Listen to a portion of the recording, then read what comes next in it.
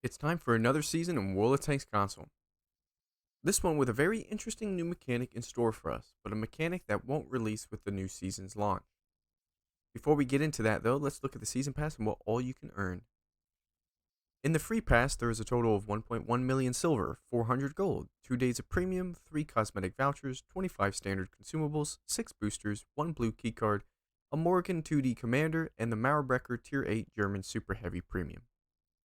In the paid pass, the totals go up to 4.5 million silver, 2,100 gold, 11 days of premium, 20 more additional boosters, 7 more vouchers, 44 additional premium consumables, an additional keycard of each kind, a Vents equipment voucher, 6 themed cosmetics, an AC4 experimental Tier 6 British medium, an IS-3 auto Tier 8 Russian heavy, and a new Era 3 Eastern Alliance heavy tank, the Object 292.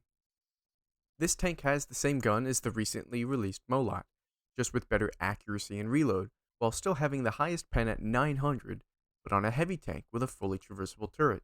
It seemingly is not top era with those HP values matching middle era heavies, but with a 65% silver bonus and that massive gun, I'm sure it will make players pretty happy. No clue of its armor values and how that will perform, as with this armor model in the article, you cannot look at the inside armor values. The Ultimate Pass will net you 25 stage skips as usual, a 3D commander who is not new, but what is new is the Tier 10 French medium tank, the Projet Murat, another Tier 10. The streak continues. This tank looks interesting right off the bat with that track setup. There is no siege mode on this tank, but it does have 12 degrees of gun depression, with a 3-round 105mm and a 2.5 second intro clip for that 390 Alpha. It shoots APCR standard with a very solid 1575 shell speed and 261 pen, and heat premium with 1100 shell speed and 330 pen. 410 meters base view range, and 60 kilometers an hour top speed, it looks like a very solid tank. Depending on its turret reliability and camo factors, this tank could be a real menace, and I'm looking forward to giving it a go and hoping it's not too strong for its own good on Tuesday. So with the season pass out of the way, what else is coming with the new season? Well, Wave 2 of Cold War medals are coming. We have a new missile medal awarded for destroying 3 or more enemy vehicles in one battle with missiles, 3 more medals awarded for destroying 7 enemy vehicles as a Western Alliance vehicle, another for destroying 7 enemy vehicles as an Eastern Alliance vehicle, and would you guess it, the third is for destroying 7 enemy vehicles as an Independent Alliance vehicle. The other medals are lifetime medals for destroying vehicles in each era.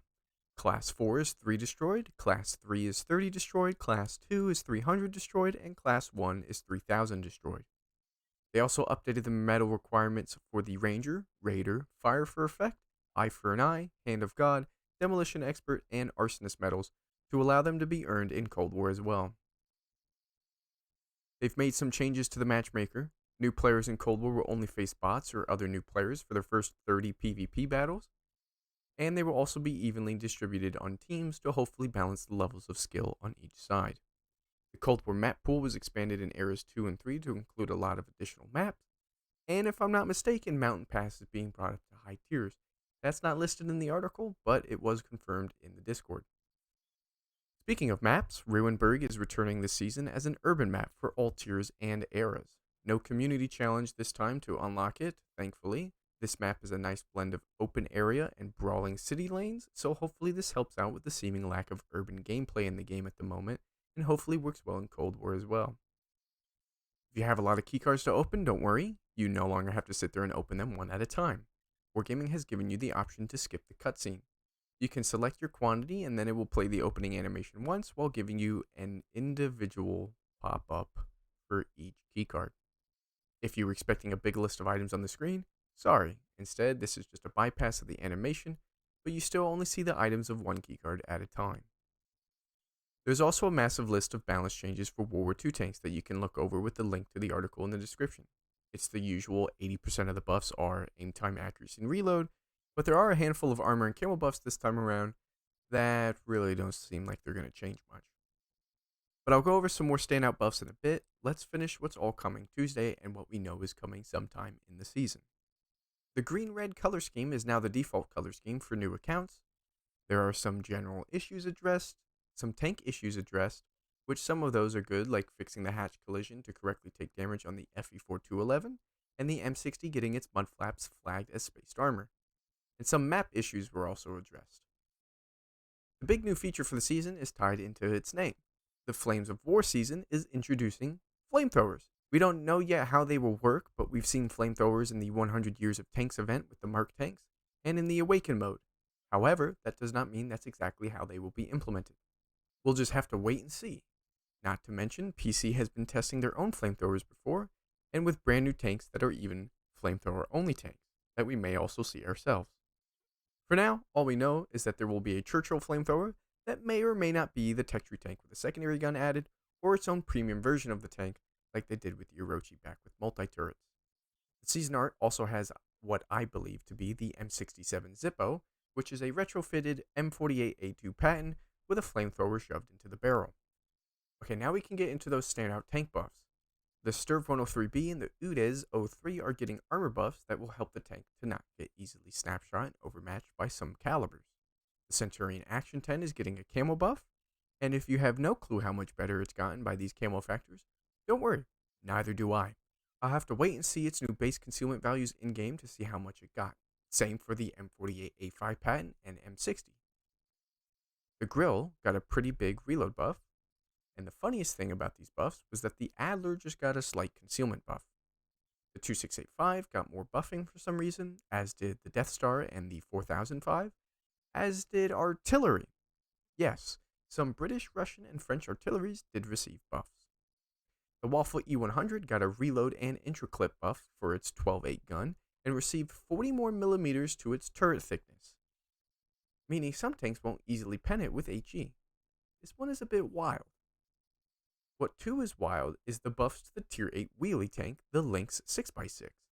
This tank is getting a massive 50-meter view range buff, which matches the Tier 10 in view range and surpasses the Tier 9, on top of a camo buff and the usual accuracy, reload, and dispersion penalty buffs. If you heard about this list of buffs from the teased E100 buff and was hoping for something big, sorry to disappoint, but the E100 only got a slight accuracy and aim time buff on its big gun, half a second shaved off of its stock gun's reload, and 2 degrees of turret rotation. Yeah, disappointing. The problem I have with these buffs is that most of them are all the same. Unnecessary and ultimately unchanging aim time, accuracy, and reload buffs that really do nothing to spice up the tank or make it any better than it already was. 6.0 did a lot to make everything so accurate and have better reloads to begin with. All these buffs do is to make accuracy that much better and continue to make aim time a useless stat that still also gets buffed. The discrepancy between big calibers and smaller calibers no longer feel like they are even there to differentiate the feel of the guns and the balance of the calibers. We continue to stray away from that idea and just make the game more dull as we buff bigger caliber guns to make them easier to handle and play. I'm excited when hearing a massive list of changes, but always see the same. We need some more meaningful pen changes. Some tanks that deserve the reload buffs and accuracy buffs that they keep dishing out, rather than tanks that were fine to begin with. Some real armor changes need to be had, and some real speed changes at the same time of a shakeup to many equipment pieces and commander perks. But all that to me seems to be a pipe dream at this point. So for now, all we get are hyped up nothing changes, and some questionable ones at that too. Like buffs to tanks that don't need them or have already been buffed, while they continue to tell us that they take player skills into account when looking at these vehicles and not just win rate. And yet the 2685 got another unnecessary buff. The handed out for free tier 10s continue to get all the love and none of the nerfs, while tanks no one plays like the 2684 or the UDES 1516 sit there waiting for their turn. It's just sad to see such a shallow and low effort balance drop every single time. But anyway, that's the new season info for you guys. If you want to check out the articles for every detail on the minor issues addressed, or the entire list of buffs, the links will be down in the description below. And with that, I hope you enjoyed this video, and don't forget to get your starter pack in the store. Take care.